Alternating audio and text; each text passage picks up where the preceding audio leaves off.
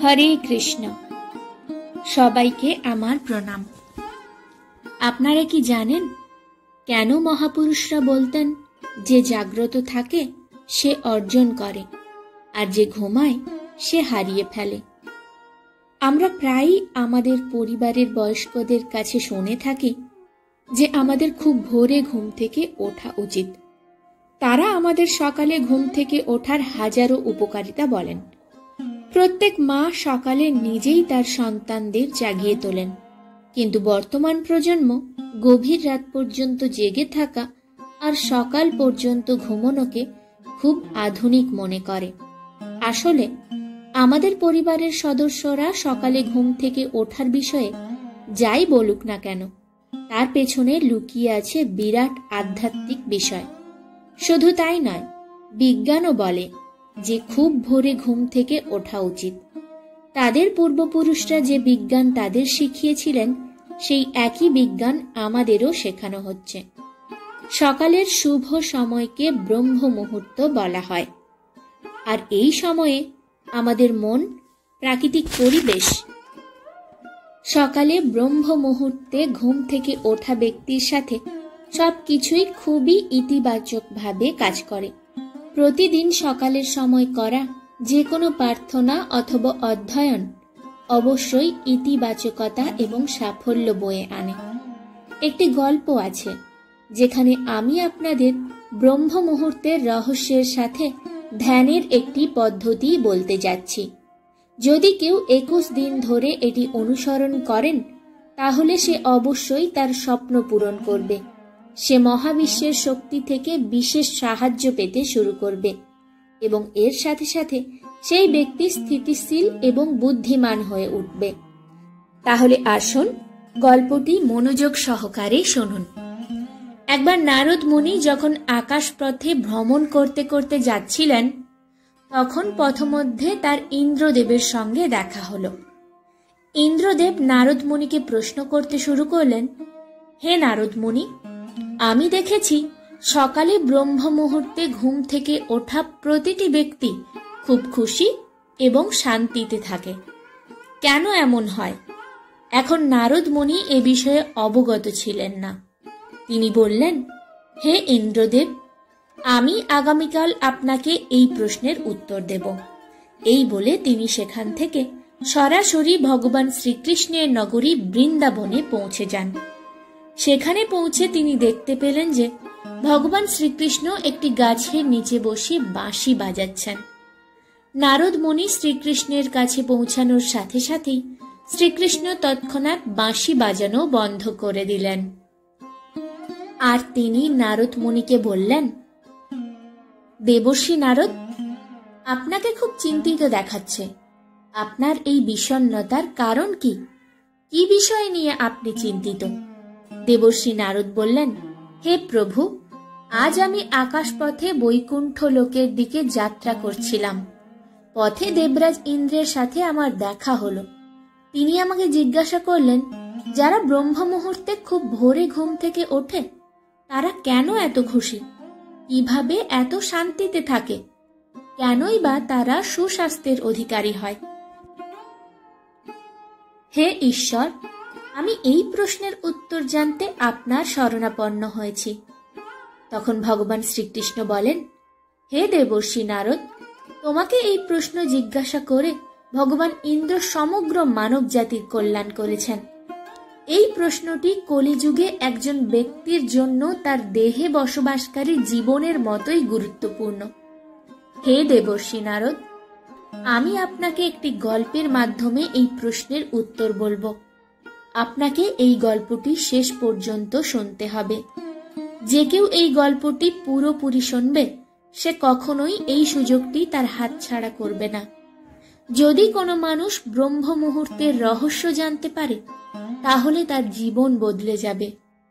তখন দেবর্ষি নারদ বললেন, হে প্রভু, যদি আপনি আমাকে বলেন তাহলে আমি এই গল্পটি পূর্ণ মনোযোগ সহকারে শুনব, আর আমি তা সারা বিশ্বে বিখ্যাত করে তুলব।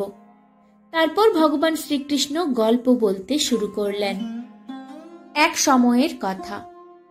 এক শহরে এক ছেলে থাকত যার নাম ছিল সোহন। সোহন খুব ভালো ছেলে ছিল, কিন্তু তার একটা বদ অভ্যাস ছিল। সে সকালে দেরি পর্যন্ত ঘুমোতো আর কখনোই তাড়াতাড়ি ঘুম থেকে উঠত না। সকালে তাকে জাগানোর জন্য হাজারো চেষ্টা করা হয়েছিল, কিন্তু সবাই হাল ছেড়ে দিয়েছে। সোহন কখনো 9টার আগে ঘুম থেকে ওঠেনি।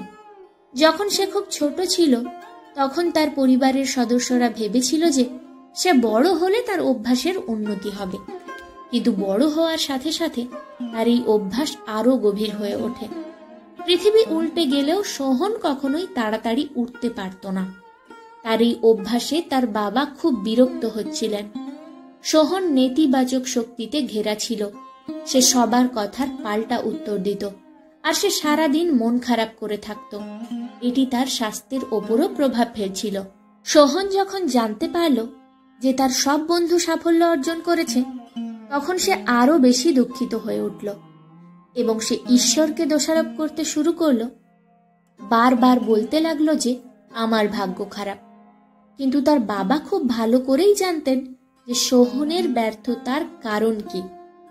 ভগবান শ্রীকৃষ্ণ বললেন, হে দেবর্ষি নারদ, একদিনের কথা, যখন সোহনের বাবা একজন সাধুর কথা জানতে পারেন, তখন তিনি তৎক্ষণাৎ তার ছেলের সমস্যা নিয়ে সাধুর কাছে যান। সোহনের বাবা সাধুকে তার ছেলের অভ্যাস সম্পর্কে বিস্তারিত বললেন। সাধু বললেন যে আগামীকাল আপনার ছেলেকে এই আশ্রমে আসতে বলবেন। সোহনের বাবা বাড়ির দিকে রওনা দিলেন, কিন্তু তিনি জানতেন যে তিনি যদি সরাসরি তার ছেলেকে সাধুর সাথে দেখা করতে বলেন, তাহলে সোহন কখনোই রাজি হবে না।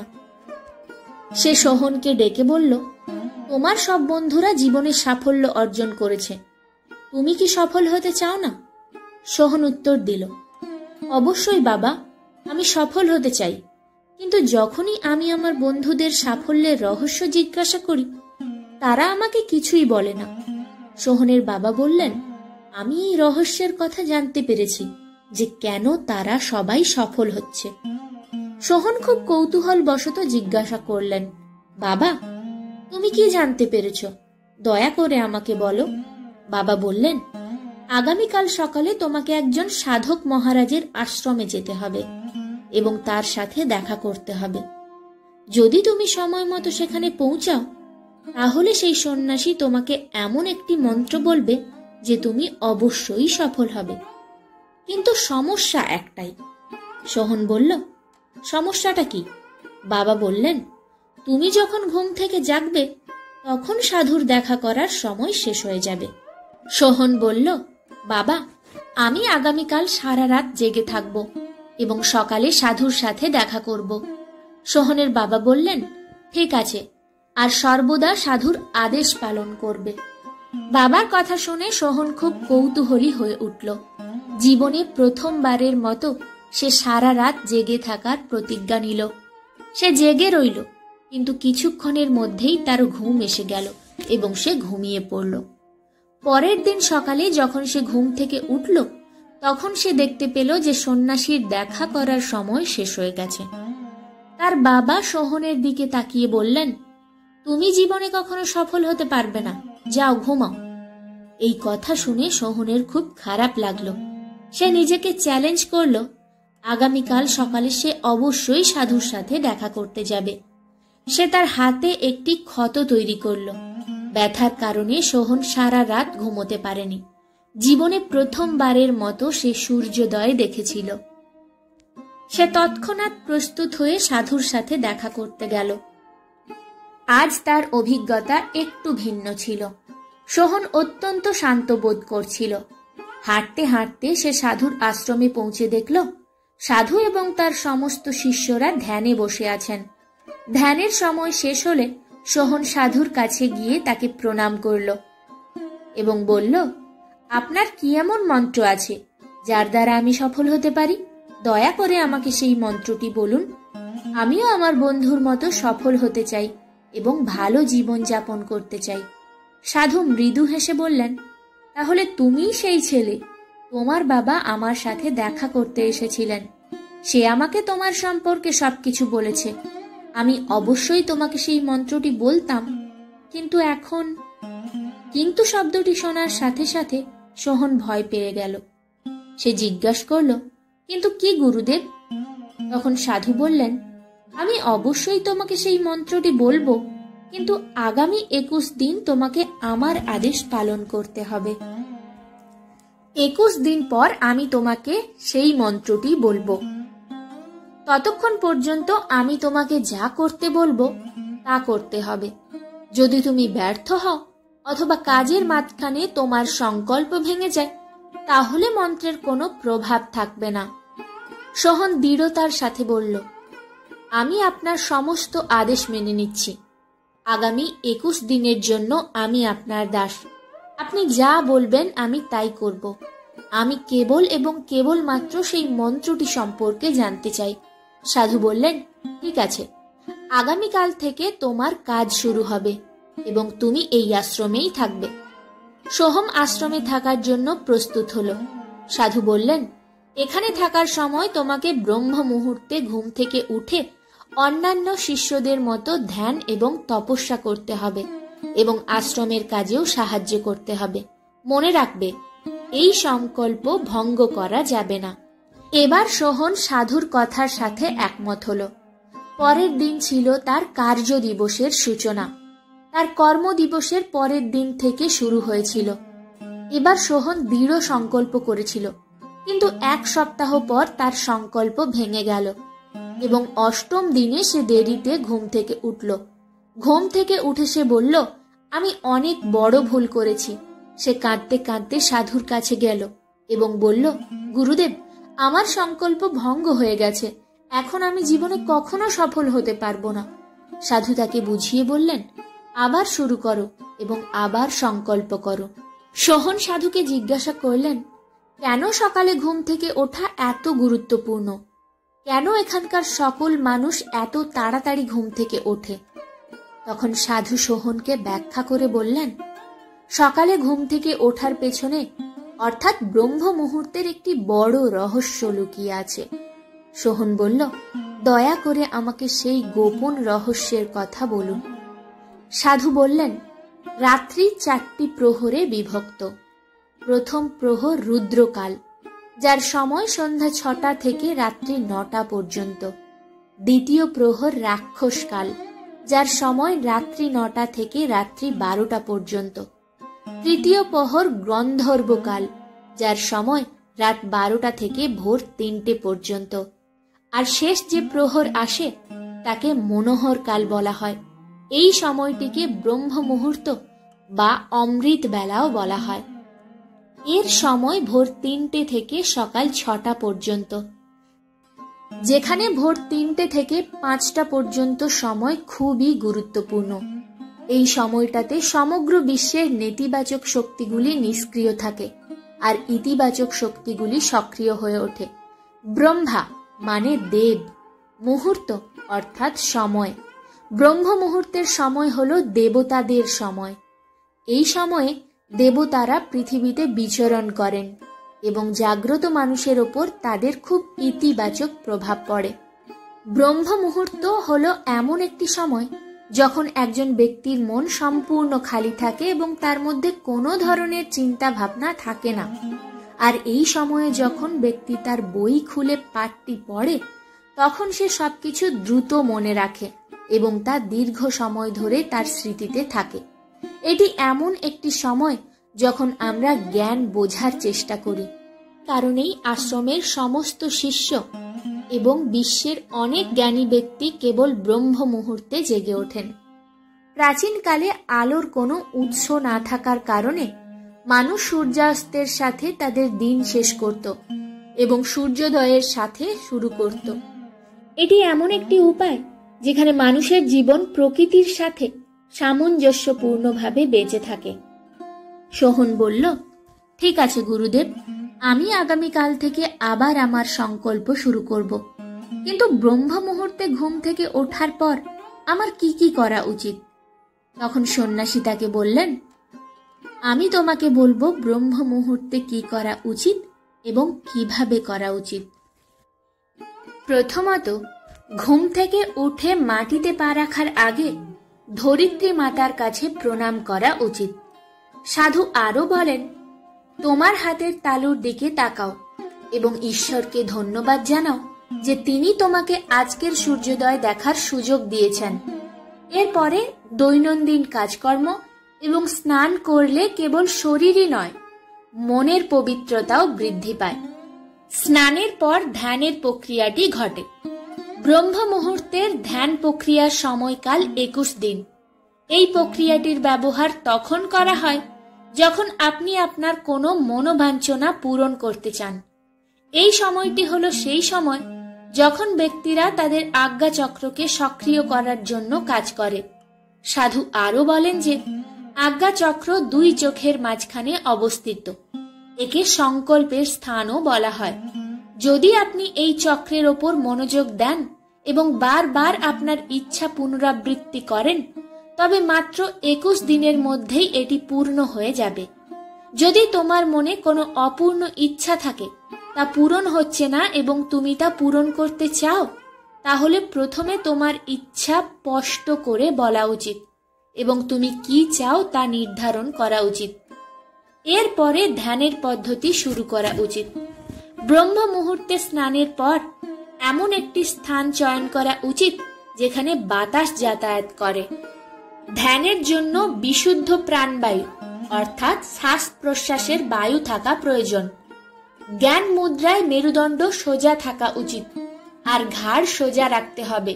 সুখাসনে 2 হাত হাঁটুর ওপরে রেখে বসুন। চোখ বন্ধ করুন এবং মুঠি বন্ধ করুন এবং 2-3 মিনিটের জন্য একেবারে শান্ত থাকুন। যখন আপনার শরীর শান্ত হয়ে যাবে এবং আপনার শ্বাস প্রশ্বাসও শান্ত হয়ে যাবে, তখন আপনার সমস্ত মনোযোগ কেন্দ্রীভূত করুন। এটি প্রয়োগ করার সময় আজ্ঞাচক্রের ওপর একটি দীর্ঘ গভীর শ্বাস নিন এবং আপনার শ্বাস ধরে রাখুন। এই সময়ে আপনার মনের ইচ্ছা পুনরাবৃত্তি করুন। আপনার মনের চোখ দিয়ে আপনার প্রিয় দেবতা এবং গুরুর কথা ভাবুন। সাধু বললেন, যখন শ্বাস ধরে রাখা কঠিন হয়ে পড়ে, তখন ধীরে ধীরে শ্বাস ছাড়ুন। নাক দিয়ে শ্বাস নিন এবং মুখ দিয়ে শ্বাস ছাড়ুন। এই প্রক্রিয়াটি প্রতিদিন 3 থেকে 4 বার পুনরাবৃত্তি করা উচিত। প্রতিদিন এটি করলে আপনার ইচ্ছা অবশ্যই আপনার অবচেতন মনে পৌঁছাবে আর ইচ্ছাটি দ্রুত পূরণ হবে। আজ্ঞাচক্রিয় সক্রিয় হয় আমাদের আজ্ঞা পূরণ করতে। শ্বাস আটকে রাখার সময় শরীরে একটি জরুরি পরিস্থিতি হয়, যার কারণে আপনি অপ্রয়োজনীয় জিনিসগুলি চিন্তা করা এড়িয়ে চলেন। এটি মনের একাগ্রতা বৃদ্ধি করে এবং ইচ্ছাগুলি অবচেতন মনে পৌঁছায়। ব্রহ্ম মুহূর্তের সময় ঈশ্বরের বিশেষ কৃপা থাকে এবং যখন কোনো ব্যক্তি এই সময় তার ইচ্ছা পুনরাবৃত্তি করে, তখন তার ইচ্ছা যত তাড়াতাড়ি সম্ভব পূরণ হয়। এইভাবে সাধু সোহনকে ব্রহ্ম মুহূর্তের গুরুত্ব জানালেন। পরবর্তী 21 দিন ধরে সোহন এই প্রক্রিয়াটি সম্পূর্ণ হৃদয় দিয়ে অনুসরণ করেছিল। এখন সোহন খুব সুশৃঙ্খল এবং শান্ত মানুষ হয়ে উঠেছে। সোহন তার সংকল্প সম্পূর্ণ করার সাথে সাথেই খুব খুশি হয়ে সাধুর কাছে গিয়ে বললেন, আমি উভয়েই সংকল্প সম্পন্ন করেছি। এখন দয়া করে আমাকে সফল হওয়ার মন্ত্রটি বলুন। তারপর সেই সাধক মৃদু হেসে বললেন, যে অনুশীলন তুমি গত 21 দিন ধরে করে আসছো, এটাই তোমার সাফল্যের মন্ত্র। যে ব্যক্তি ব্রহ্ম মুহূর্তে ঘুম থেকে উঠে সঠিকভাবে ধ্যান প্রক্রিয়াটি করে, সে জীবনে কখনো ব্যর্থ হতে পারে না। তুমি ব্রহ্ম মুহূর্তের রহস্য আবিষ্কার করেছ। এখন সারা জীবন ধরে এটি করো এবং তুমি তোমার জীবনের লক্ষ্য এবং সাফল্য উভয়ই অর্জন করবে। সোহন সাধুকে ধন্যবাদ জানালো এবং সারা জীবন ব্রহ্ম মুহূর্তের নিয়ম মেনে চলার প্রতিশ্রুতি দিল।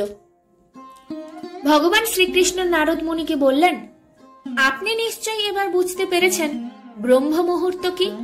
তখন নারদ মুনি বললেন, হে প্রভু, ব্রহ্ম মুহূর্ত সম্পর্কে আমি সম্পূর্ণ তথ্য লাভ করেছি। এই বলে নারদ মুনি ভগবান শ্রীকৃষ্ণকে প্রণাম এবং ধন্যবাদ জানালেন আর ইন্দ্রদেবের কাছে গিয়ে ব্রহ্মজ্ঞান সম্পর্কে সম্পূর্ণ তথ্য দিলেন। শ্রোতা বন্ধুরা, যদি আপনারাও আমাদের প্রাচীন ঐতিহ্যকে আপনাদের জীবনে গ্রহণ করেন, তাহলে অবশ্যই খুব শীঘ্রই আপনার জীবনে সবকিছু বদলে যাবে। ব্রহ্ম মুহূর্তের সময় ঘুম থেকে ওঠার অনেক উপকারিতা রয়েছে। আমাদের শাস্ত্রে ব্রহ্ম মুহূর্তের গুরুত্ব অপরিসীম। ব্রহ্ম মুহূর্তের সময় ধ্যান করা খুবই উপকারী। ব্রহ্ম মুহূর্তের সময় নেতিবাচক চিন্তা ভাবনা থেকে দূরে থাকা উচিত। এই সময়টা খুবই শুভ। বিশ্বাস করা হয় যে এই সময়ে ঈশ্বর পৃথিবীতে আসেন এবং তার ভক্তদের সমস্ত ইচ্ছা পূরণ করেন। এই কারণেই আমাদের বাড়ির বড়রা আমাদের তাড়াতাড়ি ঘুম থেকে ওঠার পরামর্শ দেন। তবে এই সময় ঘুম থেকে ওঠার অনেক সুবিধা রয়েছে। সূর্যের প্রথম রশ্মি পৃথিবীতে পড়ার আগেই বিছানা ছাড়া উচিত। এতে স্বাস্থ্য ভালো থাকে এবং মস্তিষ্ক দ্রুত কাজ করে। ব্রহ্ম মুহূর্ত এমন একটি সময় যা মানব দেহের জন্য অসংখ্য উপকারের সাথে ঐশ্বরিক আশীর্বাদ প্রদান করে। ব্রহ্ম মুহূর্তে ঘুম থেকে উঠে ধ্যান করা খুবই উপকারী, কারণ এই সময় পরিবেশ এবং মন শান্ত থাকে। ব্রহ্ম মুহূর্তের সময় পূজা করা অত্যন্ত উপকারী বলে মনে করা হয়। কথিত আছে যে এই সময় ঈশ্বর পৃথিবীতে আসেন এবং তার ভক্তদের সমস্ত ইচ্ছা পূরণ করেন। ব্রহ্ম মুহূর্তের সময় আপনার লক্ষ্য এবং যে কোনো কাজের সিদ্ধি কামনা করলে তা পূর্ণ হয়। জ্যোতিষশাস্ত্র অনুসারে ব্রহ্ম মুহূর্তের সময় অধ্যয়ন করলে জিনিসটি সর্বদা মনে থাকে। জ্ঞানের দেবীর আশীর্বাদও লাভ করা যায়। কথিত আছে যে ব্রহ্ম মুহূর্তে যারা জেগে ওঠেন তাদের ঘরে কখনো দারিদ্র্য থাকে না। এছাড়াও সম্পদের দেবী তাদের বাড়িতে স্থিত থাকেন এবং প্রসন্ন হন। ব্রহ্ম মুহূর্তে বাড়ির লোকেদের পবিত্রতা বজায় রেখে দেবী লক্ষ্মীর পুজো করা উচিত, কারণ এটি করলে ঘরে মঙ্গল আসে। ধর্মীয় বিশ্বাস অনুসারে ব্রহ্ম মুহূর্তের সময় নেতিবাচক চিন্তা ভাবনা থেকে দূরে থাকা উচিত, কারণ এটি ঘরের পরিবেশ এবং মানসিক শান্তিকে দূষিত করে। তাছাড়া এটি বাড়িতে সমস্যা তৈরি করে। তাই এই সময় ইতিবাচক চিন্তা করুন। ধর্মীয় শাস্ত্র অনুসারে ব্রহ্ম মুহূর্ত হলো সেই সময় যখন ঈশ্বর পৃথিবীতে আসেন এবং সেই সময় সমস্ত ধর্মীয় স্থানের দরজা খুলে দেওয়া হয়। ব্রহ্ম মুহূর্তের সময় অর্থাৎ ভোর 4টের পরে ঈশ্বর অবস্থান করেন। ব্রহ্ম মুহূর্তের সময় দেবতাদের প্রণাম করা হয়। স্নান করানোর পর এগুলো স্থাপন করানোর নিয়ম আছে। গবেষণা অনুসারে সকালে তাড়াতাড়ি ঘুম থেকে ওঠা আমাদের শরীর এবং মন উভয়ই সুস্থ রাখে। মস্তিষ্ক দ্রুত কাজ করে এবং শরীরে শক্তি প্রবাহিত হয়। এই কারণেই আমাদের প্রাচীন ঐতিহ্যেও সকালে ঘুম থেকে ওঠার সময় নির্দিষ্ট করা হয়েছে। এটাই সকালে করা উচিত। ব্রহ্ম মুহূর্ত মানে রাতের শেষ প্রহর অথবা সূর্যোদয়ের 1.5 ঘন্টা আগে। ব্রহ্ম মুহূর্তের মধ্যে ঘুম থেকে ওঠা উচিত। এই সময় ঘুমানো শাস্ত্র দ্বারা নিষিদ্ধ। ব্রহ্ম অর্থাৎ পরম উপাদান অথবা পরম সত্তা। মুহূর্তের অর্থ হলো উপযুক্ত সময়, রাতের শেষ প্রহর অর্থাৎ ভোর 4টে থেকে 5:30টার মধ্যে সময়।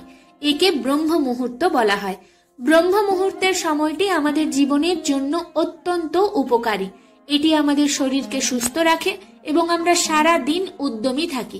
ঋগ্বেদে বলা হয়েছে, প্রাতরত্নম প্রতবধনীয় মান আয়ুরায়শ পোষণ সতে সুবির পপমান, অর্থাৎ যে সকালে সূর্যোদয়ের আগে ঘুম থেকে ওঠে সে সুস্বাস্থ্যের রত্ন লাভ করে।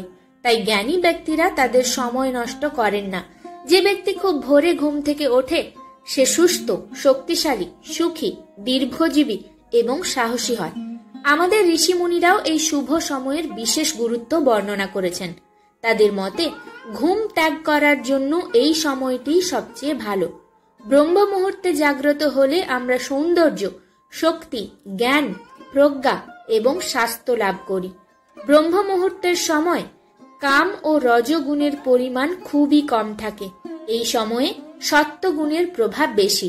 অতএব এই সময়কালে খারাপ মানসিক চিন্তা ভাবনাও পবিত্র এবং শান্ত হয়ে ওঠে।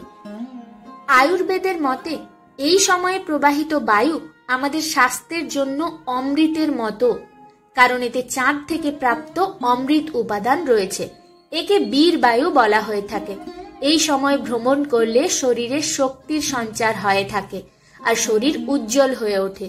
যখন আমরা সকালে ঘুম থেকে উঠি তখন এই অমৃতময় বাতাস আমাদের শরীরকে স্পর্শ করে এবং এর ফলে আমাদের শরীর তীব্র শক্তি, শান্তি, প্রাণশক্তি এবং বুদ্ধিমত্তায় পরিপূর্ণ হয়ে ওঠে, যা মনকে আনন্দিত এবং শান্ত করে। বিপরীতে রাত পর্যন্ত জেগে থাকা এবং সকালে দেরি করে ঘুমানোর ফলে আমরা এই উপকারী বাতাস পাই না, যার কারণে শরীর ও মানসিক স্বাস্থ্যের ক্ষতি হয়। ব্রহ্ম মুহূর্তের সময় স্নান করলে সবচেয়ে ভালো ফল পাওয়া যায়। স্নান করার সময় যদি আপনি পরমেশ্বরের কথা চিন্তা করেন, তাহলে তাকে ব্রহ্মস্নান বলা হয়। আর যদি আপনি ঐশ্বরিক নদীগুলিকে স্মরণ করেন, তাহলে তাকে বলা হয় দেব স্নান। তাহলে শ্রোতা বন্ধুরা, এই ছিল আজকের ভিডিও। আপনাদের সকলের এই ভিডিওটি নিশ্চয়ই ভালো লেগেছে। ভিডিওটি দেখার জন্য অসংখ্য ধন্যবাদ।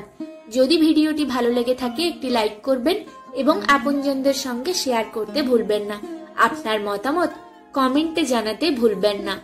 আর এমনই নানান ধরনের ভিডিও পেতে চ্যানেলটিকে সাবস্ক্রাইব করে সঙ্গে থাকুন। দেখা হবে পরবর্তী ভিডিওতে। ততক্ষণ পর্যন্ত নিজের যত্ন নিন। জয় শ্রী রাধে কৃষ্ণ।